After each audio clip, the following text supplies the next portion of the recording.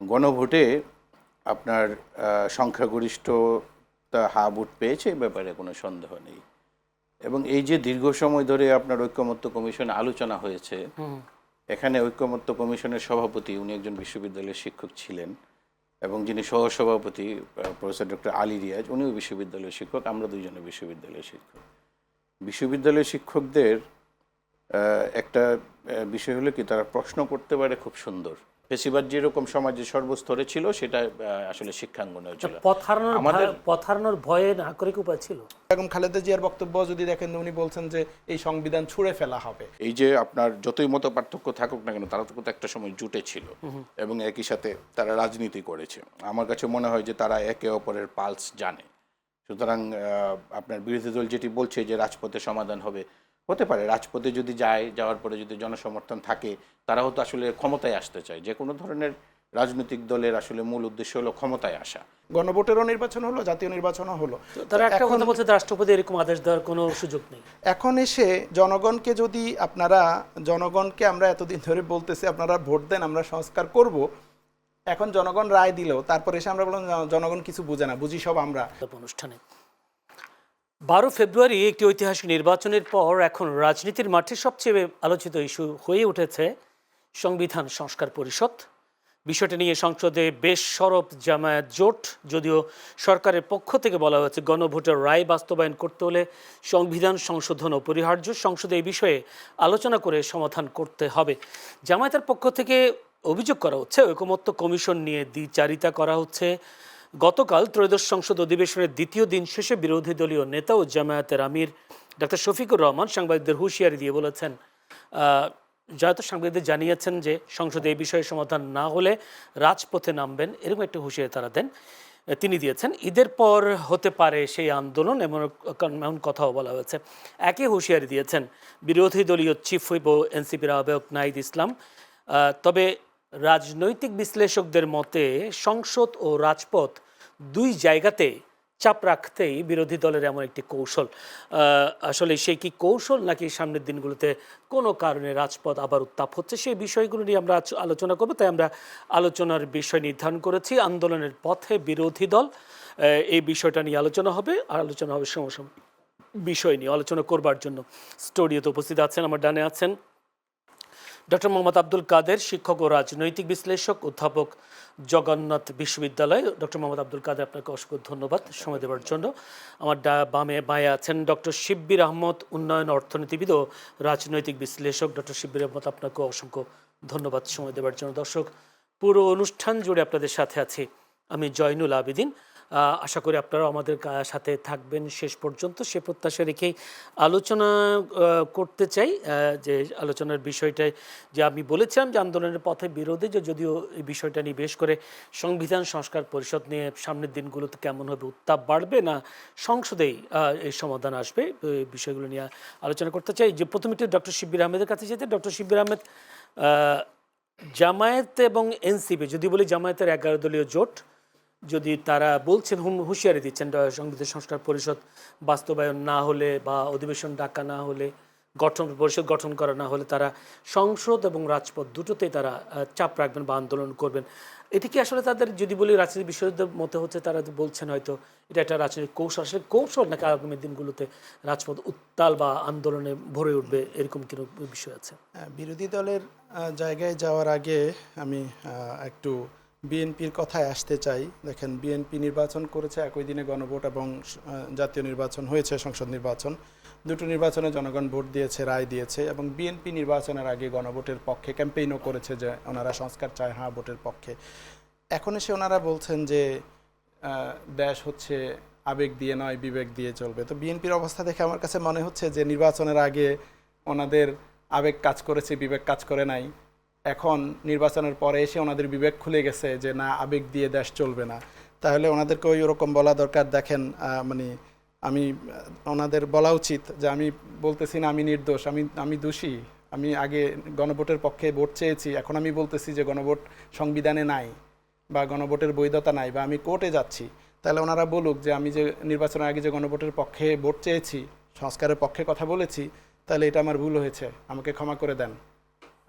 আমি বলছি আমি নির্দোষ না, আমি দোষী, কারণ তখন আমার আবেগ কাজ তাদের করেছে, তো বিবেক একটা কাজ অভিযোগ করে না। থাকে, তারা বলে যে গণভোট যে বিষয়ে তারা চেয়েছে সেখানে তাদের সাথে প্রতারণা করা রাইট, হয়েছে। গণভোটের ওনারা দেখেন, আপনি যদি সালাউদ্দিন সাহেবের জি, কথা সালাউদ্দিন দেখেন, সাহেবই বলেছেন। সালাউদ্দিন সাহেবই আগে কিন্তু উনিই বলেছেন, ওনার ভিডিওগুলোই দেখবেন যে উনি বলেছে আমরা জনগণের কাছে যাই, জনগণ কি রায় দেয়।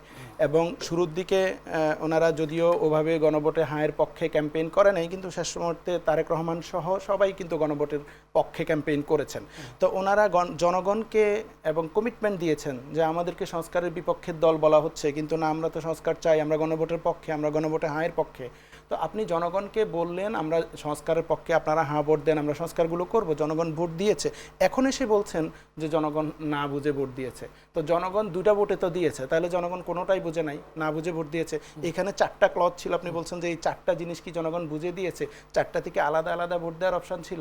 তো একটা দল আপনি যে নির্বাচন বুঝতে নাকি 3.5 ঘন্টা লেগেছে। হ্যাঁ, সালাউদ্দিন সাহেব বলছেন আমার পড়তেই 3.5 ঘন্টা লেগেছে। এই 4টা অপশন নাকি সবাই বুঝে নাই। তো যে বিএনপি মনে করেন যে একটা ইশতেহার দিয়েছে, বা বিএনপি যে আবার ক্ষমতায় আসলো, বিএনপি এখানে নানান আইন পাশ করবে, তো জনগণ কি সবগুলো বুঝে বুঝে জনগণ রায় দিয়েছে যে প্রত্যেকটার জন্য আমি একমত, অথবা ইশতেহারের সব কয়টার সাথে আমি একমত, এই জন্য বিএনপিকে ভোট দিলাম বা জামাতকে ভোট দিলাম? তা তো না।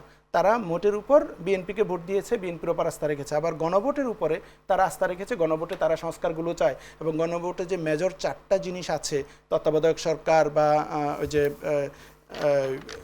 উচ্চকক্ষ, তারপরে হচ্ছে পিএম এর 10 বছর থাকা, বা এরকম আরও যে নিয়োগের বিষয়গুলো আছে, সাংবিধানিক প্রতিষ্ঠানগুলো, এগুলোতে তো কারো দেশের জন্য অকল্যাণকর না, দেশের জন্য বা জনগণের জন্য ক্ষতিকর না, জনগণের জন্য ভালো, দেশের জন্য ভালো। তাহলে এখানে একটা বিশেষ দলের হয়তো দলীয় স্বার্থ ক্ষুণ্ণ হতে পারে, যে আমার যদি প্রধানমন্ত্রী 10 বছরের বেশি না থাকে তাহলে আমার কিছু অসুবিধা হতে পারে, উচ্চকক্ষে পিআর পদ্ধতিতে হলে আমার কিছু অসুবিধা হতে পারে, নিম্নকক্ষের অনুপাতে হলে আমি কিছু সুবিধা পেতে পারি। তাহলে আপনি তো আপনার নিজের দলের সুবিধার জায়গাটা দেখছেন, দেশের সুবিধার জায়গাটা দেখছেন না। আপনার দলের জন্য যদি আমরা এতগুলো জীবন দিয়ে একটা নতুন বাংলাদেশ পেলাম, এরপরে যদি আমরা এখন দলীয় স্বার্থের ঊর্ধ্বে উঠে জনগণের স্বার্থকে না দেখি, তাহলে তো এটা জনগণের সাথে প্রতারণা হলো। আমি জনগণকে বললাম আপনারা ভোট দেন, ভোটে হাঁ জয়যুক্ত হলে আমরা এই সংস্কারগুলো করব, আর এখন আসে বলছি যে ভোটেরই কোনো ভ্যালু নাই, এই এখন কি ভোটটা বিএনপি অস্বীকার গণভোটে করছে নাই। তারা সংস্কারের বিপক্ষে কারণ না, আমি- এটা তো বলছেন তারা। এ ধরনের কথা তো ওনারা বলছেন, সালাউদ্দিন সাহেব বলছেন এটা আদালতে বিচারাধীন।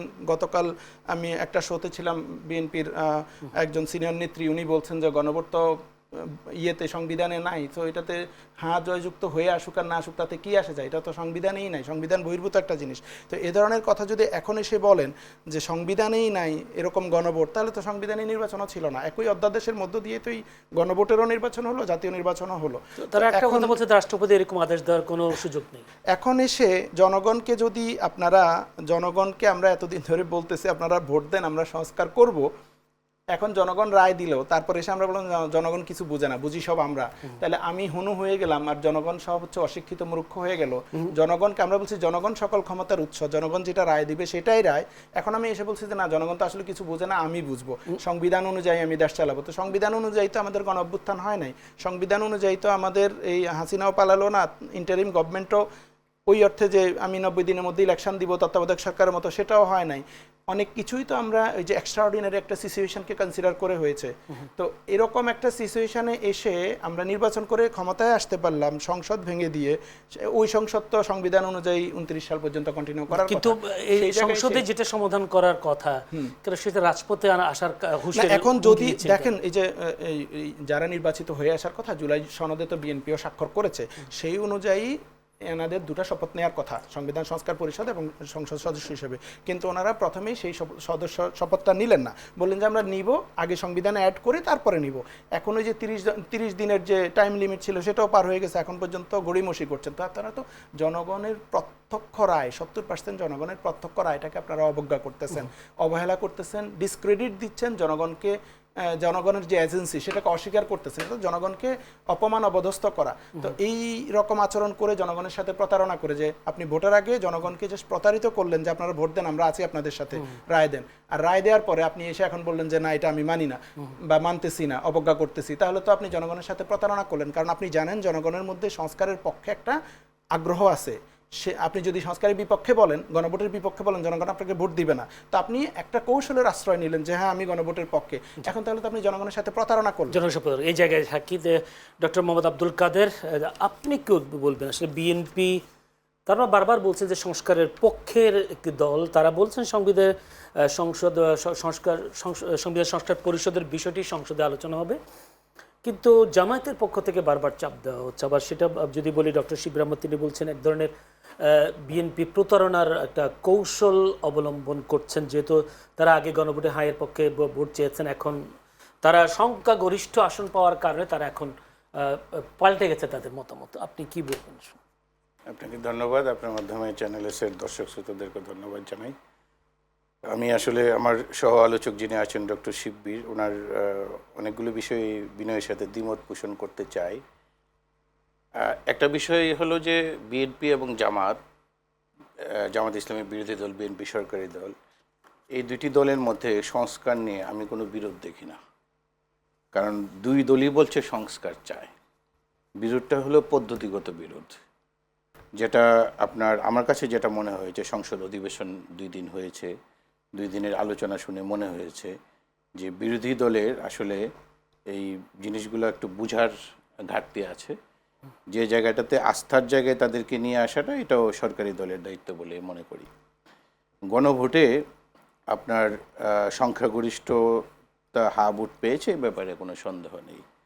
এবং এই যে দীর্ঘ সময় ধরে আপনার ঐকমত্য কমিশনে আলোচনা হয়েছে, এখানে ঐকমত্য কমিশনের সভাপতি উনি একজন বিশ্ববিদ্যালয়ের শিক্ষক ছিলেন, এবং যিনি সহসভাপতি প্রফেসর ডক্টর আলী রিয়াজ, উনিও বিশ্ববিদ্যালয়ের শিক্ষক, আমরা দুইজনে বিশ্ববিদ্যালয়ের শিক্ষক। বিশ্ববিদ্যালয়ের শিক্ষকদের একটা বিষয় হলো কি, তারা প্রশ্ন করতে পারে খুব সুন্দর।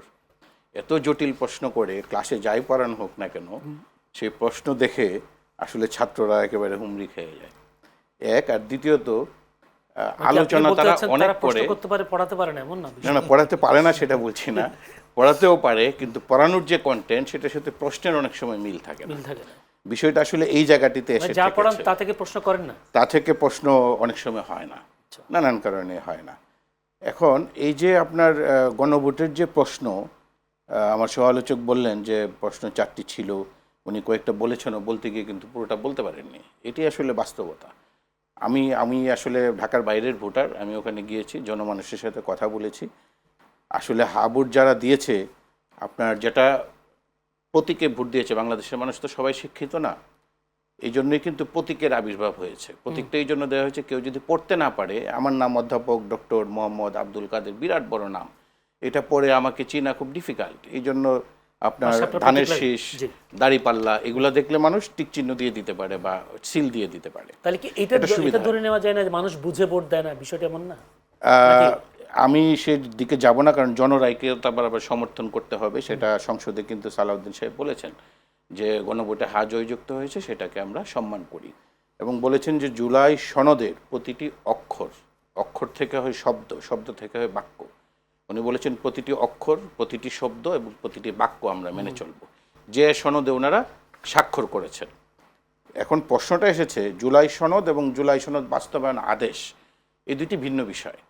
জুলাই সনদে ওনারা স্বাক্ষর করেছেন, সবাই করেছেন, যারা করেছেন তারা প্রত্যেকেই বলছেন যে জুলাই সনদ আমরা অক্ষরে অক্ষরে মেনে চলবে, সরকারি দলও বলছেন। এখন মাঝখানে যে জুলাই সনদ বাস্তবায়ন আদেশ দেয়া হলো, সেটার ব্যাপারে যেভাবে দেয়া হয়েছে, ব্যালটে যে 4টি প্রশ্ন থাকবে এবং এটার উত্তর যে একটা হবে, কি কি প্রশ্ন থাকবে এই সম্পর্কে আপনার সরকারি দল যারা তখন আলোচনায় ছিলেন, তারা আসলে কেউ কিছু বলেছেন কিনা এটা আমি এখন আমার চোখে পড়েনি। যদি চোখে পড়ে তাহলে জানতে পারবো আর কি। কারণ জুলাই সনদ বাস্তবায়ন আদেশ, এটা যদি সংসদের একটা অধিবেশন হয়ে যায়, অধিবেশনে হয়ে যাওয়ার পরে সংবিধান অনুযায়ী সেই আদেশ রাষ্ট্রপতি দিতে পারেন কিনা, এই ব্যাপারে আইনি প্রশ্ন আছে। সেই আইনি প্রশ্ন আছে বলেই, মানে আমি যদি একটু আপনাকে যদি ইন্টারাপ্ট করি, সেটা হচ্ছে যদি সেই আদেশ সংবিধানে আছে কিনা সেটা নিয়ে প্রশ্ন আছে, তো একই আদেশে তো নির্বাচনও হলো। নির্বাচন তো সংবিধান অনুযায়ী হয়েছে, নির্বাচন তো আদেশ অনুযায়ী হয়। সংবিধান অনুযায়ী কি 1.5 বছর পর নির্বাচন হওয়ার কথা? সংবিধান অনুযায়ী 3 মাসের মধ্যে নির্বাচন হবে। না, 3 মাস হলো স্বাভাবিক প্রক্রিয়া, যখন পার্লামেন্ট শেষ হয়ে যাবে, পার্লামেন্ট যখন ডিজলভ হয়ে যাবে, তারপরে সেই উপদেষ্টা এবং উপদেষ্টা পরিষদ যখন গঠন হয়েছে, সেটা তো সংবিধান অনুযায়ী সুপ্রিম কোর্টের কাছে চাওয়া হয়েছে যে এখন সরকারের গঠন কীরকম হবে।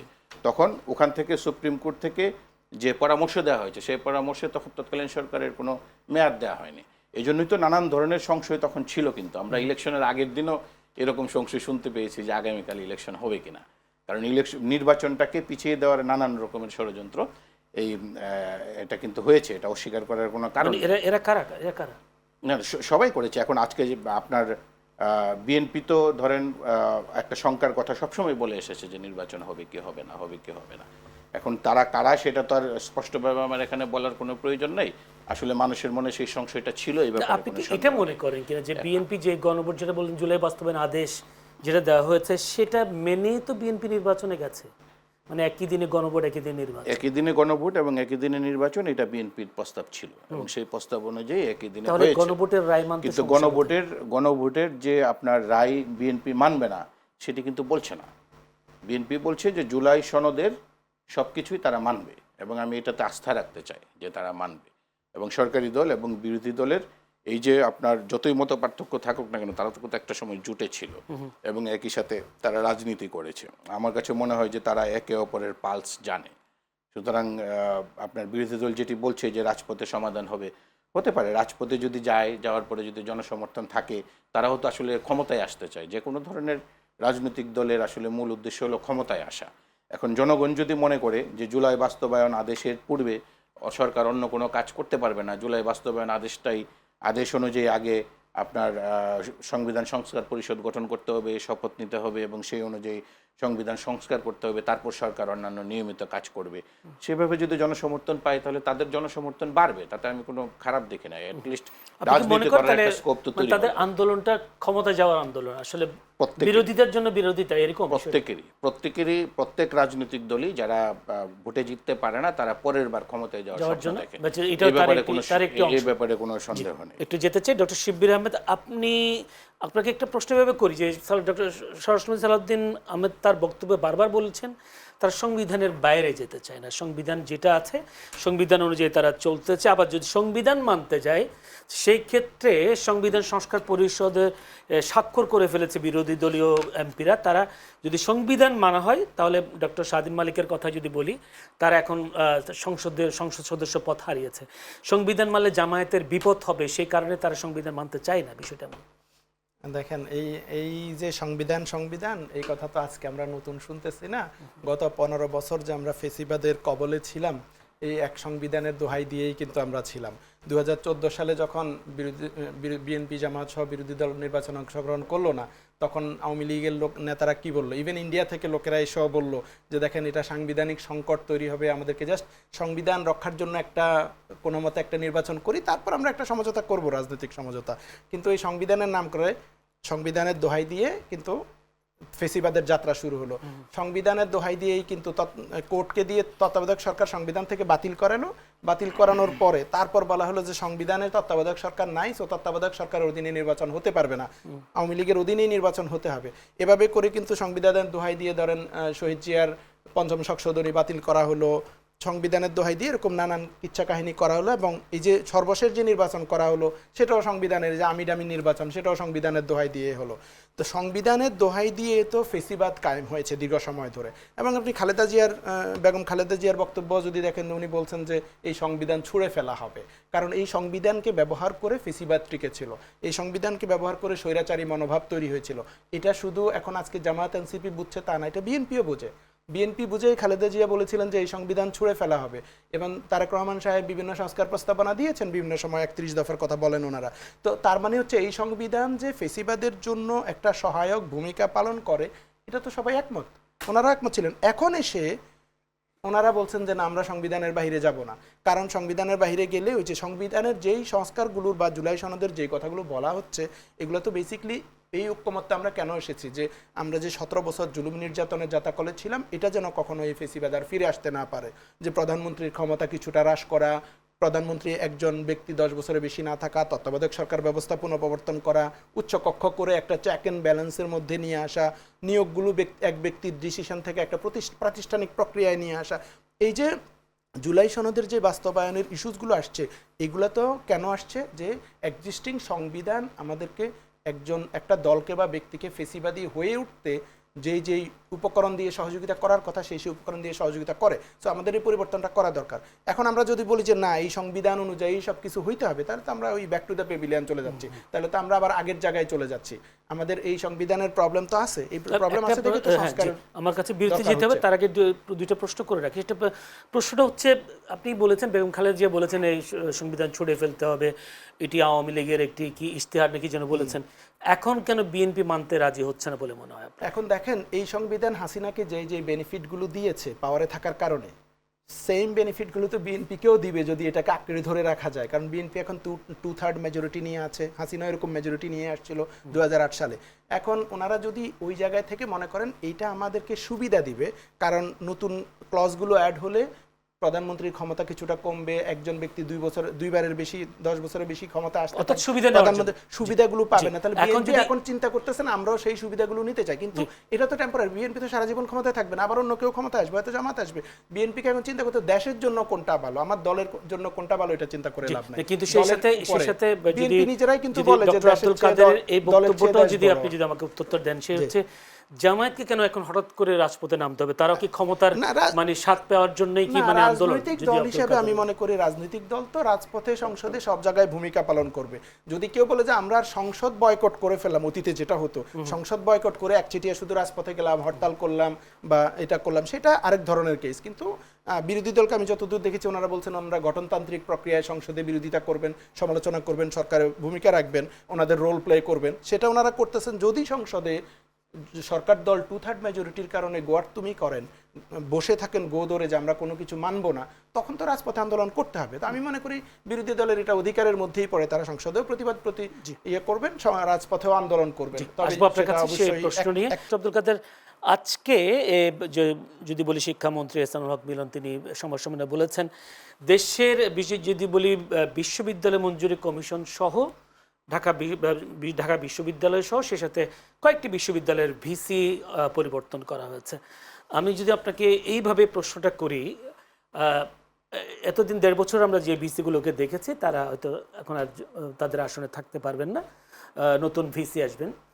যদি এভাবে বলি সরকার পক্ষের বা সরকার দলীয় ভিসি এখন আসনে বসবেন, কিন্তু অতীতের যে ঘটনাগুলো, অতীতের যে আমরা দেখেছি সরকার দলীয় ভিসি যেগুলোকে আমরা দেখেছি বিভিন্ন বিশ্ববিদ্যালয়ে, সেইখানকার যদি বলি সেখানকার কর্মকাণ্ডগুলো কতটা সুখকর ছিল যদি বলি বিশ্ববিদ্যালয়গুলোতে যদি দলীয় ভিসি থাকার কারণে, বা এখন যদি এসে দলীয় ভিসি হয় তাহলে শিক্ষাক্ষেত্রে কতটা উন্নয়ন হবে, বা আমরা যে এতদিন ধরে বলে আসছিলাম গবেষণায় আমরা তেমন অনেক পিছিয়ে পড়ে আছি, যে ঢাকা বিশ্ববিদ্যালয়ের মতো একটি বিশ্ববিদ্যালয় অন্যান্য বিশ্ববিদ্যালয় ঠিক একই অবস্থা, এখন কেমন হবে দলীয় ভিসি যদি আমরা দেই? আপনার এই প্রশ্নের উত্তরটা একটু ক্ষমা করবেন, প্রশ্নের উত্তরটা আসছে জাস্ট একটা প্রশ্নের আগের প্রশ্নের একটুখানি সাপ্লিমেন্ট করে নিই। আমার সমালোচক যেটি বললেন যে প্রধানমন্ত্রী 10 বছর করা প্রধানমন্ত্রীর ক্ষমতা হ্রাস পাবে জুলাই সনদ বাস্তবায়ন করলে, এই জন্য হয়তো বিএনপি করতে চাচ্ছে না। এই প্রধানমন্ত্রী 10 বছর ক্ষমতায় থাকবেন এবং প্রধানমন্ত্রীর ক্ষমতা হ্রাস করে গেলে কিন্তু বিএনপির ইশতেহারে আছে। সুতরাং ইশতেহার অনুযায়ী কিন্তু জনগণ তাদেরকে ম্যান্ডেট দিয়েছে এবং ওনারা করবেন না, একবারও বলেননি।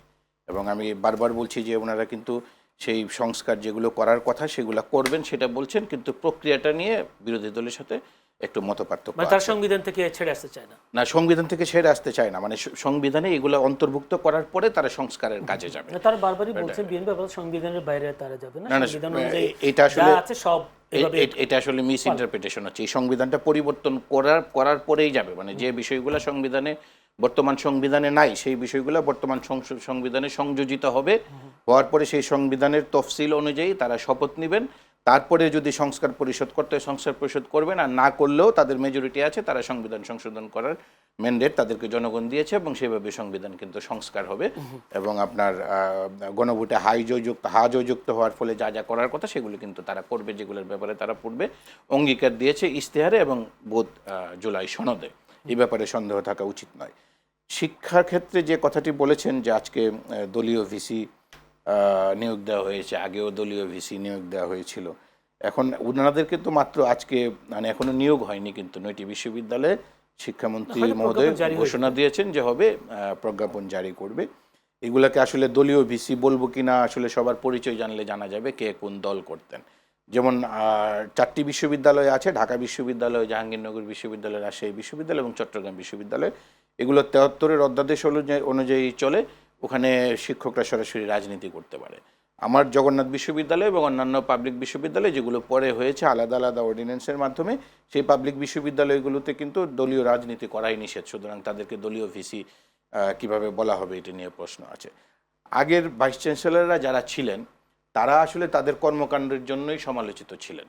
ফেসিবাদ যেরকম সমাজের সর্বস্তরে ছিল সেটা আসলে শিক্ষাঙ্গনেও ছিল। পথ হারানোর ভয়ে নাগরিক উপায় ছিল না, সেটা এখন ধরেন এটা তো বিশ্ববিদ্যালয়ের শিক্ষকদের সেই গার্ডস তো থাকা উচিত। আমাদের তো এমন নজিরও আছে বিশ্ববিদ্যালয়ের শিক্ষক, ঢাকা বিশ্ববিদ্যালয়ে আপনার স্বৈরশাসকের আমলে পুলিশ ঢুকেছে এবং নির্বিচারে আপনার নির্যাতন করেছে। সেই প্রতিবাদে ঢাকা বিশ্ববিদ্যালয়ের তৎকালীন ভিসি উনি কিন্তু ওনার পদ ছেড়ে দিয়েছেন। কিন্তু আমরা এই জগন্নাথ বিশ্ববিদ্যালয়ে আমি একজন উপাচার্য পেয়েছিলাম, উনি এসেই বলেছিলেন কয়েকদিন পরেই যে আমাকে ছাত্রলীগ এই পদে বসিয়েছে, সুতরাং তাদের কথা শুনতে হবে। এখন সেইগুলোর জন্যই কিন্তু বাংলাদেশে একটা বিরাট বড় অভ্যুত্থান হয়েছে এবং সেই সিস্টেমের পরিবর্তন কিন্তু আমরা চাই। আবার একই সাথে বিশ্ববিদ্যালয়ের এখন পাবলিক বিশ্ববিদ্যালয়গুলোর যে সমস্যা সংকুল অবস্থায় আছে, শিক্ষার্থীদের যে ক্ষোভ এবং এই বিরাট বড় আন্দোলনের ফলে আমাদের মনোজগতে যে পরিবর্তন হয়েছে এবং বাজেটের যে স্বল্পতা, আপনি গবেষণার কথাটি বলছিলেন যে গবেষণায় বিশ্ববিদ্যালয়গুলো পিছিয়ে আছে, এটার বিরাট একটি কারণ কিন্তু আপনার বাইরের বিশ্ববিদ্যালয় যারা গবেষণার ক্ষেত্রে এগিয়ে আছে। আমিও বাইরে পড়াশোনা করেছি, আমার সহ আলোচকও পড়াশোনা। আমার প্রশ্ন ডক্টর আব্দুল কাদের, সেটা প্রশ্ন হচ্ছে যদি আমরা ভিসি যাদের নির্বাচন করছি তাদেরকে কি রাজনীতি করবার সুযোগ করে দিচ্ছি, বিষয়টা এমন না, তারা রাজনীতি করার সুযোগ করে দিচ্ছে না। তারা তো আসলে ভিসি হলো একাডেমিক এবং প্রশাসনিক নেতৃত্ব দিবে। তাদের নেতৃত্ব গুণ আছে কিনা সেটা অতীতে আমাদের এখন সেগুলো তো সুখকর নয়। অতীতের সাথে আপনার তুলনা করতে গেলে তো তাদেরকে সময় দিতে হবে, সময় দিয়ে দেখতে হবে। আপনার দলীয় ভিসিও তো অনেকে ভালো ছিল। এই যে প্রফেসর এস.এম.এ. ফায়েজ, যিনি ইউজিসির চেয়ারম্যান, উনি তো ঢাকা বিশ্ববিদ্যালয়ে অত্যন্ত সুনামের সাথে চালিয়েছেন। অধ্যাপক এমাজউদ্দিন আহমেদ, যাদের নামে কিন্তু আপনি পত্রিকায় ওইরকম বা সংবাদপত্রে, ইলেকট্রনিক প্রিন্ট মিডিয়ায় ওইরকম বড় ধরনের কোনো বিতর্ক দেখতে পাবেন না। আসলে শিক্ষকদেরও কি আদৌ কি রাজনীতি করার প্রয়োজন আছে সেটি আসলে, যদি শিক্ষা ক্ষেত্রে উন্নয়নের দরকার হয়? সেটি আসলে ভিন্ন বিষয়। এখন রাজনৈতিক সচেতন যদি না হয় তাহলে বিগত যে আন্দোলন হয়েছিল, 24-এর আন্দোলন কিংবা 71-এর মুক্তিযুদ্ধ, ওখানে যে শিক্ষকদের ভূমিকা আছে, যদি রাজনৈতিক সচেতন না হয় তাহলে সেই ভূমিকা কিন্তু রাখার সুযোগ কমে আসবে। রাজনৈতিক সচেতন হতে হবে, বাট রাজনৈতিক সচেতন হতে হবে এবং কিন্তু নেতৃত্ব দেওয়ার ক্ষেত্রে আমি মনে করি রাজনীতিতে গা ভাসিয়ে দেওয়ার মতো ঘটনা তো ঘটেছে। গা ভাসাবে না, শিক্ষকতার যে মর্যাদা আছে সেটা রক্ষা করে। আমি কিন্তু এখনো মনে করি যে বিশ্ববিদ্যালয়ের ভিসি হওয়ার জন্য, বিশেষ করে বড় বিশ্ববিদ্যালয়ের ভিসি হওয়ার জন্য আপনার সরকার দলীয় সমর্থক ভিসি হওয়াটা কিন্তু জরুরি, না হলে বিশ্ববিদ্যালয় চালানো খুব মুশকিল। ধন্যবাদ, অসংখ্য ধন্যবাদ। যদি ডক্টর শব্বির আহমেদ, আপনাকে একটি প্রশ্ন, একই প্রশ্ন, আমরা যখন ভিসি নির্বাচিত করি বা এই ভিসিগুলো সব শিক্ষার্থীর ভিসি হতে পারে কিনা, আমাদের অতীত ইতিহাস কি বলে? ধন্যবাদ আপনাকে। আসলে আমরা বাংলাদেশে তো আমরা যে দলে আসে এরকম ভিসি চেঞ্জ করে, আমরা কিছুটা ইউজ টু এটার সাথে যে নতুন একটা দল ক্ষমতা আসবে এবং তারা পরিবর্তন করবে, এটা একটা গতানুগতিক প্রক্রিয়া। কিন্তু আবার আমরা যদি যে নতুন বাংলাদেশ বা আমরা নতুন সংস্কৃতিতে যেতে চাই, যদি সেটাতে না গিয়ে আমরা ওই গতানুগতিকটাই ফলো করি, যদিও এটা ইউজ টু বা দেখতে কিছুটা দৃশ্যত স্বাভাবিক যে অতীতেও এরকম হয়েছে, তো অতীতে হয়েছে বলে রাজনীতি করতে তো দেখলাম। হ্যাঁ, অতীতে হয়েছে, এটা ধরে যদি আমরা সেম ভাবে করি, দেখেন বাংলাদেশ ব্যাংকের গভর্নর নিয়োগ নিয়ে এই ধরনের বিতর্ক হয়েছে যে আমরা কি দলীয় লোক, আমরা প্রফেশনাল লোক বাদ দিয়ে দলীয় লোক নিয়োগ দিচ্ছি কিনা, এই বিতর্কগুলো হচ্ছে। এই বিতর্কগুলো ভালো হতো যদি আমরা এটা না করতাম। সরকার নিঃসন্দেহে দক্ষ প্রশাসক নিয়োগ দিতে পারেন, প্রফেশনাল লোক নিয়োগ দিতে পারেন আরও বেটার করার জন্য ইউনিভার্সিটির। কিন্তু সেটা যদি আমরা দেখি যে শুধু দলের আনুগত্যের ভিত্তিতে নিয়োগ দেওয়া হয়, তাহলে এটা একটা গতানুগতিক রাজনীতি হলো, আমরা নতুন কিছু দিলাম না দেশকে। এটা দিয়ে ক্ষতি হলো কি মন্দ হলো ভালো হলো, সেটার চেয়েও বড় কথা হচ্ছে আমরা গতানুগতিক রাজনীতিতেই ফিরে গেলাম, যে নিজের লোকদেরকে বিভিন্ন জায়গায় বসাইতে হবে, পদবি দিতে হবে, সুযোগ সুবিধা দিতে হবে। আমরা সে রাজনীতিতেই থাকছি, মেধা বা যোগ্যতাকে প্রাধান্য দিচ্ছি না। আমি বলছি না যে তারা কম মেধাবী, আমি বলছি যে গতানুগতিক। এখন কেন প্রয়োজন হচ্ছে আমার সব বিশ্ববিদ্যালয় ভিসি চেঞ্জ করার?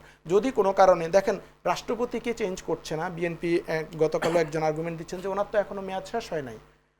রাষ্ট্রপতি, আওয়ামী লীগের নিয়োগ করা রাষ্ট্রপতি, ওনাকে আমরা চেঞ্জ করতে পারতেছি না যে ওনার এখনো মেয়াদ শেষ হয় নাই, ওনার তো টেনিওর বাকি রয়ে গেছে। তাহলে বিশ্ববিদ্যালয়ের ভিসিদের তো 4 বছর টেনিয়র ছিল, ওনাদের যে নিয়োগের যে ছিল, প্রজ্ঞাপন ছিল, তাহলে তো ওনাদেরকে 4 বছর পর্যন্ত ওনারা চালাতে পারতেন।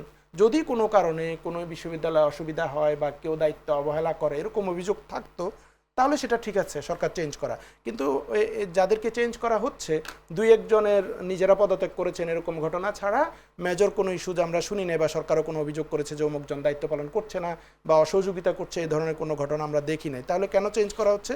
জাস্ট দলীয় লোক বসানোর জন্য। এইটা একটা গতানুগতিক রাজনীতি, ভালো খারাপ আমি বলবো না। আমি আশা করতে ভালো হতো যদি আমরা এই গতানুগতিক রাজনীতি থেকে বের হয়ে যারা এক্সিস্টিং আছে তাদের টেনিয়র শেষ হওয়ার পরে আমরা দেন নতুন করে লোকজনকে সেখানে দায়িত্ব দিতাম, এটা ভালো হতো। এখন অতীতে যেটা হয়েছে, বিশেষ করে ঢাকা বিশ্ববিদ্যালয়ে তো আমরা কাছ থেকেই দেখেছি নির্লজ্জ চাটাচাটি করেছে লোকেরা বিসি হওয়ার জন্য, এবং প্রতিপক্ষের উপরে নানান নিপীড়ন চালিয়েছে, শিক্ষক নিয়োগে দুর্নীতি করেছে, ইভেন বিশ্ববিদ্যালয়ের উন্নয়ন কার্যক্রম থেকে অনেক দুর্নীতি করেছে। এগুলো করে নানানভাবে ফেসিবাদকে সার্ভ করেছে, অ্যানাভল করেছে। তো আমরা আশা করব সেরকম কিছু না হোক। এখন যাদেরকে নিয়োগ দেওয়া হচ্ছে তারা দলীয় আনুগত্যের ঊর্ধ্বে উঠে সকল শিক্ষকদের প্রতিষ্ঠানের ভালোর জন্য কাজ করবেন, এটা আমরা আশা করতে চাই। জি, একটু যেতে চাই ডক্টর আব্দুল কাদের। যদি এইভাবে বলি যে ডক্টর শিবির আহমেদের কথা ধরেই, যদি সংবিধানের দোহাই দিয়ে যদি রাষ্ট্রপতি চেঞ্জ করা গেল না, যদি এখন বিশ্ববিদ্যালয়ের ভিসিগুলোর হচ্ছে একই টেনিয়র আছে বা সময়সীমা আছে, তাদেরকে কেন তো পরিবর্তন করা এত জরুরি হয়ে গেল? যদি শিবির আহমেদ, আমি একটু ওনাকে যদি জিজ্ঞাসা করি যে বিশ্ববিদ্যালয়ের ভিসি আসলে নিয়োগ দেয় কে? বিশ্ববিদ্যালয়ের ভিসি কিন্তু নিয়োগ দেয় রাষ্ট্রপতি। না, রাষ্ট্রপতির সাথে বিশ্ববিদ্যালয়ের ভিসি নিয়োগের আসলে তুলনা চলে না। রাষ্ট্রপতিকে আমি বলছি, রাষ্ট্রপতিটা আমরা বলছি যে ওনার টেনিয়র শেষ হয় নাই। রাষ্ট্রপতিকে অপসারণের একটা সুনির্দিষ্ট প্রক্রিয়া আছে, সেই প্রক্রিয়া অনুসরণ করে চেঞ্জ করতে হয়। আর বিশ্ববিদ্যালয়ের ভিসি যেগুলো চেঞ্জ করা হয়েছে সেগুলো আসলে নিয়ম অনুযায়ী সেটা করতেই পারে। এখন কারো মেয়াদ আছে, সেই মেয়াদটা তো আসলে যেমন আমি আগে বলছিলাম আপনাকে 73-এর অধ্যাদেশ অনুযায়ী যে 4টি বিশ্ববিদ্যালয় আছে, সেই 4টি বিশ্ববিদ্যালয়ের উপাচার্যদেরকে যদি উপাচার্য প্যানেল সিনেটে পাশ হয়ে সেই প্যানেল অনুযায়ী যদি কাউকে নিয়োগ দেওয়া হতো আইন অনুযায়ী, তাহলে তার মেয়াদের আগে তাকে অপসারণ করা হতো না। কিন্তু মেয়াদ নিয়োগ দেয়াই হয়েছিল আপনার সম্পূর্ণ সাময়িকভাবে, যে কোনো সময় চাইলেই সরকার সরিয়ে নিতে পারে। এখন এইটাকে আসলে রাজনীতির সাথেও মিলানো যাবে না, এটা আসলে রাজনীতি না। বিশ্ববিদ্যালয়ের উপাচার্য নিয়োগ দেওয়া হলে রাজনীতি থেকে কি বাইরে বিশ্ববিদ্যালয়? না, বিশ্ববিদ্যালয়ের উপাচার্য নিয়োগটা আসলে রাজনীতির মধ্যে পড়ে না। রাজনীতির মধ্যে পড়ে আপনি মন্ত্রী পরিষদের সদস্য নিয়োগ দেওয়া, কিংবা আপনি একজনকে এমপি নমিনেশন দিচ্ছেন সেটা। কিন্তু বিশ্ববিদ্যালয় হলো একাডেমিক জায়গা, সেখানে একাডেমিক এবং প্রশাসনিক ক্ষেত্রে দক্ষতার সাথে সে লিড দিতে পারছে কিনা। সরকারের কাছে যদি আপনার মনে হয় যে বর্তমানে যারা আছেন সব ভিসি কিন্তু নিয়োগ পরিবর্তন করা হয়নি, 53টি পাবলিক বিশ্ববিদ্যালয়ের মধ্যে আপনার সর্বশেষ যেটা আমি খবর পেয়েছি যে 9টি বিশ্ববিদ্যালয়ের উপাচার্য পরিবর্তন করার প্রক্রিয়া চলছে। তার মধ্যে একজন নিজেই আসলে পদত্যাগপত্র উনি জমা দিয়ে এসেছেন শিক্ষামন্ত্রীর কাছে। সুতরাং আরও অনেকগুলো উপাচার্য বাকি আছে। এখন দেখতে হবে, যেমন জাতীয় বিশ্ববিদ্যালয়ের উপাচার্য কিন্তু পরিবর্তন করা হয়নি, উনি কিন্তু এখনো আছেন। এখন আপনি কাউকে দলীয় বলতে পারেন যে বিশ্ববিদ্যালয়ের ভিসি আপনার সরকারপন্থী হিসেবে হয়তো নিয়োগ দিয়েছে, কিন্তু দেখতে হবে তাদের একাডেমিক প্রোফাইল কীরকম। আমি কয়েকজনকে চিনি, তাদের একাডেমিক প্রোফাইল খুবই ভালো এবং তাদের গবেষণা থেকে শুরু করে সব কিছুই কিন্তু বিশ্বমানের। সুতরাং তারা বিশ্ববিদ্যালয়কে নেতৃত্ব দিতে পারবেন বলে আমি বিশ্বাস করি। আর সেই অর্থে আমি মনে করি যে বিশ্ববিদ্যালয়ের শিক্ষক হলেই তারা যে সমাজের বাইরে তা তো না, তার রাজনৈতিক পছন্দ থাকতে পারে এবং সেই রাজনৈতিক পছন্দ, তার যে আপনার বিশ্বাস, তার যে দর্শন, তার যে একাডেমিক কার্যক্রম এবং তার যে নেতৃত্ব দানের যে ক্যাপাসিটি, সেগুলো যদি সরকারের দর্শনের সাথে মিলে, তাহলে তাকে সরকার নিয়োগ দিয়ে সরকার যদি চায় যে শিক্ষাঙ্গনগুলো, তাদের যে শিক্ষার যে ভিশন আছে সেই ভিশনটা যারা এগিয়ে নিয়ে যেতে পারবে, সরকার যদি তাদেরকে যোগ্য মনে করে তাদেরকে যদি সেই জায়গায় দেয়, তাহলে সেটাকে আমি খারাপ কিছু মনে করি না। এবং বিশ্ববিদ্যালয়ের প্রচুর শিক্ষক আছে যাদেরকে উপাচার্য হওয়ার কথা বললে তারা হবেন না, কারণ তারা জানেন যে তারা নেতৃত্ব দিতে সক্ষম না।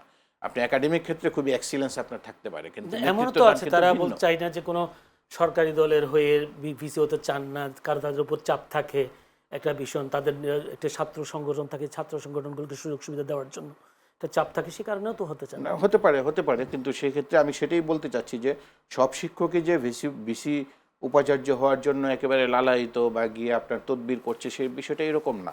এবং কিছু কিছু ক্ষেত্রে সংকটও দেখা যায়, এই জন্যই কিন্তু 53টা বিশ্ববিদ্যালয় একই সাথে দিয়ে দিতে পারেনি, কারণ সরকারের পক্ষে সম্ভব না। এই লোকগুলোকেও খুঁজে বের করার কিন্তু একটা যথেষ্ট মানে কষ্টসাধ্য এবং শ্রমসাধ্য ব্যাপার। জি, সেই বাছাই করার পদ্ধতিটা কি যদি একটু বলতেন? বাছাই করার পদ্ধতির কি কোনো রাজনীতি নাকি আসলে ওই যে যেটা বলছেন ক্যালিভার বা এখন তো যোগ্যতা খুব সম্পন্ন? স্বাভাবিক আপনার অবস্থার পরিবর্তন হয়েছে নিশ্চয়ই। ফেসিবাদের এনাবলার কেউ যদি যোগ্য হয়ে থাকে তাকে নিশ্চয়ই সরকার আপনার উপাচার্য করবে না, ফেসিবাদের দোষর হলেও করবে না, মানে যোগ্যতা করবে না সম্পন্ন এবং হলেও করা যাবে। করা উচিত না। তাদের তাহলে সেই আসলে যে দোষরদের পরিবর্তন হচ্ছে সেই পরিবর্তনের সাথে সাথে যায় বিসির না। যে কারণে যদি বিশ্ববিদ্যালয়ের শিক্ষা ব্যবস্থার উন্নয়ন হয় বা গবেষণা যদি ভালো হয়, কোনো সুযোগ নাই, কোনো সুযোগই নাই। কারণ যারা ফেসিবাদ এনাবলার করেছে তারা তো শিক্ষকতার যে ন্যূনতম মানদণ্ড সেটা থেকেই তো তারা বিচ্যুত বিচ্যুত হয়েছে। হয়েছে। ধন্যবাদ। এখানে আর করার কোনো সুযোগ ডক্টর নেই। শিবির আহমেদ, জাতির কাছে যেসব ওয়াদা ছিল তা কমিশন পালন করতে পেরেছে বলেছেন প্রধান নির্বাচন কমিশনার। একটু জানতে চাই আসলে কতটা সফল নির্বাচন কমিশন, যদি তাই হয় সাবেক উপদেষ্টা রিজওয়ানা হাসানের মন্তব্যটাকেও আপনি কিভাবে দেখবেন? জি, আমি নির্বাচন কমিশনকে এবারের নির্বাচনটাকে আমি যদি মূল্যায়ন করি, আমি বলবো যে 75% আমি বলবো একটা ভালো নির্বাচন হয়েছে। ইন টার্মস অফ নির্বাচনের সহিংসতা কম হয়েছে, নির্বাচনের দিন শান্তিপূর্ণ নির্বাচন হয়েছে, বা কেন্দ্র দখল বা টিপিক্যাল পেশি শক্তির যে ব্যবহার সেখানে কিছুটা খুবই কম দেখা গিয়েছে। যদিও কিছু সহিংসতা হয়েছে, জামায়াতের একজন শেরপুরে জামায়াতের একজনকে খুন করা হয়েছিল এবং কিছু জায়গায় জামায়াতের নারী কর্মীদের উপর হামলা করা হয়েছিল বেশ কিছু জায়গায়। এ ধরনের কিছু সহিংসতা ছাড়া মোটের উপর এটা একটা ভালো নির্বাচন হয়েছে নির্বাচনের দিন পর্যন্ত। কিন্তু নির্বাচনের দিন রাতে থেকে কিছু অভিযোগ তৈরি হয়েছে নানান জায়গায়। ভোট গণনার ক্ষেত্রে কিছু ত্রুটির কথা বিরোধী দলের পক্ষ থেকে বলা হয়েছে, অনেক জায়গায় ভোট গণনা মাঝপথে বন্ধ করে দেওয়া হয়েছে, সেখানে পেশি শক্তির ব্যবহার করা হয়েছে, এরকম ঢাকার কিছু আসনের ব্যাপারেও এ ধরনের অভিযোগ হয়েছে। এবং পরবর্তীতে রেজাল্ট ঘোষণা সহ নানান কিছুতে এবং বাতিল ভোটের হিসাব নিকাশ করতে গিয়ে কারো পক্ষেরগুলো বাতিল ঘোষণা হয় নাই, কারো পক্ষেরগুলো করা হয়েছে, এ ধরনের কিছু ইঞ্জিনিয়ারিংয়ের কথা বলা হয়েছে। তো সেই জায়গায় আমি বলবো যে নির্বাচন কমিশনের কিছুটা ব্যর্থতা এখানে অবশ্যই আছে। কিন্তু নির্বাচন পরে আবার ধরেন সহিংসতার আলাপ হয়েছে, সেগুলো যদি ভিন্ন আলাপ আপনার কোশ্চেনের সাথে না। তো নির্বাচন কমিশনের যে ইলেকশন ইঞ্জিনিয়ারিংয়ের যে অভিযোগগুলো হয়েছে, এই অভিযোগগুলো বিরোধী দলগুলো কিছু আসনের জন্য বলেছে যে 30টা বা 50টা আসনের কথা তারা অভিযোগ দাখিলও করেছে নির্বাচন কমিশনে। আমি মনে করি এই অভিযোগগুলো খতিয়ে দেখা উচিত এবং সেখানে যদি কোনো ধরনের অনিয়ম ত্রুটি হয়ে থাকে সেগুলো যাচাই বাছাই করে প্রয়োজনে পুনরায় গণনা করা, এগুলো করা দরকার আছে। রেজওয়ানা হাসান যে কথাটা বলেছেন, এই কথাটা নিঃসন্দেহে একটা নিন্দনীয় ব্যাপার। উনি ক্যাবিনেটে থেকে এ ধরনের মন্তব্য করতে পারেন না বা এ ধরনের কোনো প্ল্যান পরিকল্পনা করতে পারেন না। রেজওয়ানা হাসান যেটা বলেছেন, আমি ওনার বক্তব্যটা কয়েকবার শুনেছি। উনি সরাসরি জামাতকে মিন করেছেন আমি এটা বুঝি না, জামাতের সাথে যেসব কমি ঘরানার বা অন্যান্য যে রাজনৈতিক দলগুলো আছে সেগুলোকে মিন করেছেন। তো কমি ঘরানার দলগুলো জামাতের জোটে প্রায় 40টার মতো আসনে নির্বাচন করেছে, বিএনপিতেও একটা দল 4টা আসনে নির্বাচন করেছে এবং বিএনপির সাথে ওই দল 4টা আসনে একটাতেও জিততে পারে নাই। জামাতের সাথে প্রায় 40টার মধ্যে মাত্র 3টা আসনে জিতে এসেছে। এবং ঢাকা 13-র কথা বলা হয় যে একবার মামুনুল হককে ঘোষণা করা হয়েছে, আরেকবার জনাব ববি হাজ্জাজকে ঘোষণা করা হয়েছে। তার মানে এখানে ওনাদের অভিযোগ আছে। তো এটা যদি হয় যে ওনারা কোনোভাবে একটা গ্রুপকে মেইন স্ট্রিম হতে দেন নাই, এটা যদি করে থাকেন কোনো ধরনের নীল নকশা, তাহলে এটা এই নির্বাচনকে প্রশ্নবিদ্ধ করবে এবং এটা উনি করতে পারেন না। ওনার শপথের ভায়োলেশন হচ্ছে এটা। কারণ হিসাবে আমার সরকার পলিসি মেকার হিসেবে আমার কাজ কি? আমার জনগণকে মেইন স্ট্রিমে নিয়ে আসা। আমার যদি কোনো পিছিয়ে পড়া জনগোষ্ঠী থাকে, আমার চা শ্রমিকরা থাকে, মার্জিনাল কোনো কমিউনিটি থাকে, সবাইকে আমার মেইন স্ট্রিমে নিয়ে আসা হচ্ছে আমার দায়িত্ব। কিন্তু আমি বলছি আমি কাউকে মেইন স্ট্রিম হতে দেই নাই, তার মানে হচ্ছে আমি তো এখানে বৈষম্য করছি বা কোনো ধরনের ইঞ্জিনিয়ারিং করছি, যেটা রেজওয়ানা হাসানের কথা থেকে স্পষ্ট হয়েছে। এবং জনাব খলিলুর রহমান যখন সরকারে যোগ দিলেন সেখান থেকেও আরও কিছুটা সন্দেহ দানা বেঁধেছে যে সরকারে থেকে নানানভাবে ওনারা কোনো ধরনের ইলেকশন ইঞ্জিনিয়ারিং করেছেন কিনা, যেহেতু নানান জায়গায় ডিসি বা রিটার্নিং কর্মকর্তারা বিএনপি পন্থী ছিলেন নানানভাবে। তো এটা একটা সন্দেহ, একটা কালিমালাপন হলো এই নির্বাচন আমি মনে করি। ধন্যবাদ। যদি ডক্টর আব্দুল কাদের আপনি বলতে চান কিনা এই বিষয়ে কিছু বলবেন, তবে তার আগে আমি একটু প্রশ্ন করে রাখি। সেটা হচ্ছে কেন্দ্রীয় শহীদ মিনারে গতকালকে অর্থাৎ 15 মাস প্রকাশ্য দিবালোকে রাকিব নামের এক তরুণকে গুলি ও ছুরিকাঘাত করে হত্যা, সাভারে জাহাঙ্গীরনগর বিশ্ববিদ্যালয়ে এক ছাত্রের রক্তাক্ত মরদেহ উদ্ধার, মানে একই রাতে রাজধানীর উত্তরায় রাতভর ত্রিমুখী সংঘর্ষ। বিশেষ করে যদি বলি উত্তরা, সেখানে একটি পুলিশের ভাষ্য হচ্ছে তারা মপ করে লুটপাট করার একটা চেষ্টা করা হয়েছে। এছাড়া যদি বলি 26 ফেব্রুয়ারি থেকে 3 মাস পর্যন্ত এক সপ্তাহে দেশে 5টি লোমহর্ষক ধর্ষণ হত্যার ঘটনা ঘটেছে। রাজশাহীতে বিএনপির হাতে এক মুয়াজ্জিনকে পিটিয়ে হত্যার ঘটনা ঘটেছে। এইসব অনেকগুলো ঘটনা। এইসব ঘটনাগুলো পরে যদি আমি যদি স্বরাষ্ট্রমন্ত্রী সালাউদ্দিন আহমেদের বক্তব্যটাকে আপনাকে যদি কোট করি, তিনি বলেছেন মব কালচারের দিন শেষ, কিন্তু এই কথা বলার পর আমরা দেখছি বেশ কয়েকটি ঘটনা, হত্যা ঘটনা, ধর্ষণ, এইসব ঘটনাগুলো ঘটছে। এখন আপনাকে এই ঘটনাগুলোর কারণে কোনো কারণে মনে হচ্ছে কিনা বা দেশের মানুষ নিরাপত্তা নিয়ে শঙ্কিত আছে কিনা? আমি এই প্রশ্নের উত্তরে আসছি, তার আগে জাস্ট আমার ছোট করে বলতে হবে, সময় কম। সহালোচকের সাথে আমি একটা বিষয়ে একমত যে ইলেকশনটি ফ্রি, ফেয়ার এবং ক্রেডিবল হয়েছে, সেটা উনি বলেছেন এবং আমি এটার সাথে একমত যে গ্রস অর্থে বিরোধী দলও কিন্তু বলেছে যে আমরা ইলেকশনটি মেনে নিয়েছি। এখন ইলেকশন ইঞ্জিনিয়ারিং আসলে একটি ভিন্ন বিষয় এবং আমি মনে করি যে ইলেকশন ইঞ্জিনিয়ারিং করার মতো অবস্থা বিএনপি ছিল। প্রশ্নটা উঠেছে রেজওয়ানা হাসানের বক্তব্যের পর। রেজওয়ানা হাসানের কথাই বলছি যে তৎকালীন যে সরকার ছিল সেই সরকারের সাথে বিএনপির তত ঘনিষ্ঠ সম্পর্ক ছিল না, যেটা অন্যদের দেখেছি আমরা। সুতরাং ইলেকশন ইঞ্জিনিয়ারিং করার সাথে বিএনপির খুব ঘনিষ্ঠভাবে সুযোগই ছিল না, সেটা আমি মনে করি। এটা তো একটা বিষয়, সেটার আলোচনা ভিন্ন, যদি অন্য কোনো দিন আলোচনার সুযোগ হয় সেটা করব। যেটি বলছেন যে স্বরাষ্ট্রমন্ত্রী মহোদয় যেটা বলেছেন মব কালচারের দিন শেষ, তারপরে অনেকগুলো ঘটনার কথা বলেছেন, তার মধ্যে কিন্তু মবের ঘটনা একটাই বলা যায়, উত্তরার যে ঘটনাটা ঘটেছে, বাকিগুলো আসলে হত্যাকাণ্ড এবং নানান ক্ষেত্রে হয়েছে। আপনি নিজেও কিন্তু সাক্ষী, ঢাকা শহরে আমরা দেখলাম বাংলাদেশ ব্যাংকের গভর্নরকেও সরিয়ে দেওয়া, বাংলাদেশ ব্যাংকের গভর্নরকে আসলে এভাবে এখন মবের তাহলে সংজ্ঞা নির্ধারণ করতে হবে যে মবের সংজ্ঞাটা কি। গত 1.5 বছরে যে আমরা যা দেখেছি, যে ধরনের স্লোগান দেখেছি, বিএনপির একজন সাংসদের বাসার সামনে যে ধরনের স্লোগান দেখেছি, যখন তখন আপনার কাকরাইল মসজিদের সামনে দিয়ে আমি আজকেও এসেছি, এসে আসলে স্মৃতিকাতর হয়ে যাচ্ছিলাম যে গত 1.5 বছরের দিক দিয়ে হয়ে যেতাম না, কখন যে ওটা ঘেরাও হয়ে যায়। কত ধরনের আন্দোলন যে হয়েছে সেটা কিন্তু তৎকালীন রাষ্ট্রের যারা ক্ষমতায় ছিলেন তাদের আশ্রয় প্রশ্রয় হয়েছে। সেই জিনিসটা কিন্তু স্বরাষ্ট্রমন্ত্রী মহোদয়ের কথায় আসলেই শেষ হয়েছে, আমরা সেটা ফিল করছি। এখন শহীদ মিনারে যে হত্যাকাণ্ড হয়েছে সেখানে একজন গ্রেফতার হয়েছে, জাহাঙ্গীরনগর বিশ্ববিদ্যালয়ে যেটা হয়েছে সেখানে একজন গ্রেফতার হয়েছে, কিন্তু অ্যাকশনে যাচ্ছে। এবং একেবারেই যে এত বড় একটি ঘটনার পরে যে মনোজাগতিক সমস্যায় আমরা ভুগছি এবং যে কালচারটা হয়েছে সেটাকে বিজ্ঞানের ভাষায় বলে আপনার গতি জড়তা। একটি ফ্যান চলছে, আপনি যদি সুইচটা বন্ধ করে দেন তারপরেও ফ্যানটা কতক্ষণ চলতে থাকবে, এই সময়টুকু পর্যন্ত ফ্যানটা চলে, তারপরে থেমে যাবে, সুতরাং একেবারে শার্পলি বন্ধ হয়ে যাবে। ঠাকুরগাঁও হরিপুর উপজেলা নির্বাহী কর্মকর্তার কার্যালয়ে মব সৃষ্টি করে নিয়োগপত্রের কাগজপত্র নিয়ে ওইটাও কিন্তু আমি পড়েছি, ওখানে গিয়েছে, ওখানে কিন্তু বলা হচ্ছিল যে ওখানে জামাতের ক্যান্ডিডেটদেরকে নিয়োগ দেওয়ার জন্য একটা অভিযোগ আসছিল, উনি ওখানে দেখতে গিয়েছেন এবং এটাকেও যদি আপনি মব বলেন এবং এটা নিয়ে কিন্তু পরবর্তীতে এবং বলেছে যে ওনারা কিন্তু সেটার মামলা করবেন, মামলা করে আইনগতভাবে দেখবেন। সরকার কিন্তু বলে নাই সে আমার লোক, তার বিরুদ্ধে কোনো মামলা করা যাবে না। আপনার প্রশ্নটা হলো কোনো একটা ঘটনা ঘটার পরে আপনি যেন বললেন যে বিএনপির হাতে কেউ একজন মারা গিয়েছে, বিএনপির একজন কর্মীও কিন্তু মারা গিয়েছে কয়েকদিন আগে জামাতের হামলায়, সেই কথা কিন্তু এখানে বলা হয়নি। সুতরাং বোথ সাইড থেকে বলতে হবে এবং দেখতে হবে যে সরকারের আন্তরিকতা আছে কিনা, সরকার ওন করে কিনা। সরকার কিন্তু বলেছে এবং কার্যক্রমেও দেখাচ্ছে যে সরকার দলীয় যদি হয়, কেউ যদি আপনার অপরাধ করে তাকে কিন্তু গ্রেফতার করতে হবে এবং সেটাকে যদি এরকম কোনো ইনসিডেন্ট যদি পাওয়া যায় যে কোনো ঘটনা ঘটেছে কিন্তু সরকারের কেউ তদবির করেছে যে তাকে গ্রেফতার রাখা যাবে না, তাকে ছেড়ে দিন, তাহলে সেটা নিয়ে আমরা আলোচনা করতে পারি। ধন্যবাদ অসংখ্য। আমার হাতে একেবারে সময় শেষ, আমার যদি 30 সেকেন্ডে শিবরাম জি না সময় শেষ। আইন শৃঙ্খলা পরিস্থিতি নিয়ে ইস্যুটা খুবই গুরুত্বপূর্ণ এবং আইন শৃঙ্খলা পরিস্থিতির সাথে সাথে উনি বলেছেন জামাতের হাতেও বিএনপি নেতা খুন হয়েছে, এরকম বিষয়টা। চুয়াডাঙ্গায় একই পরিবারের 2 জন জামাত নেতাকে খুন হয়েছে এবং ঝিনাইদহে যেটা হয়েছে যে মহিলা জামাতের ইফতার প্রোগ্রামে বাধা দিতে গিয়ে সেখানে সংঘর্ষ বেঁধে বিএনপির একজন খুন হয়েছে, সেটাও ট্রু। বিএনপি জামাতের সংঘর্ষে মহিলা জামাতা সেখানে মফ করতে গিয়ে খুনটা হয়েছে। এবং আপনি যেটা বললেন ঠাকুরগাঁওয়ে মফ করে কাগজপত্র ছিনিয়ে নেওয়া হয়েছে ইউনোর অফিস থেকে। আর চাঁদাবাজির কথা যেটা বলবেন যে 12 ফেব্রুয়ারির পরে চাঁদাবাজি প্রচণ্ড রকম বেড়ে গিয়েছে। রিসেন্টলি যমুনা টিভি একটা নিউজ করেছে বগুড়া থেকে 37 টাকার বেগুন কিভাবে ঢাকায় এসে 120 টাকা হয়ে যায়। স্টার নিউজ একটা ভিডিও করেছে নিউ মার্কেট এরিয়াতে কিভাবে চাঁদাবাজি হয় ঢাকা শহরে ডেইলি 50 কোটি টাকার। এবং সমকাল একটা নিউজ করেছিল শুধু পরিবহন সেক্টরে দৈনিক 100 কোটি টাকার চাঁদাবাজি হয় সারা দেশে এবং এগুলোর সাথে জড়িত আছেন বিভিন্ন পর্যায়ের বিএনপির নেতারা, যদিও ওনারা বলছেন আমাদের নাম ভাঙিয়ে করতেছে।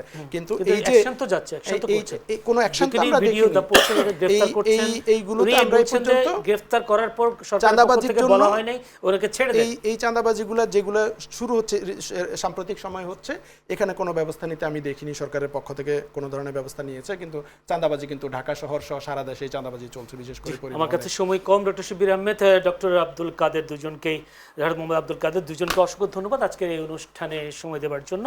দর্শক, আপনারাও এই প্রাণবন্ত আলোচনা শুনলেন, দুইজনই শিক্ষক, দুইজন শিক্ষকের আলোচনা আপনারা শুনলেন। নিশ্চয়ই আপনারা এই আলোচনা থেকে কিছু উপকৃত আপনারাও হবেন।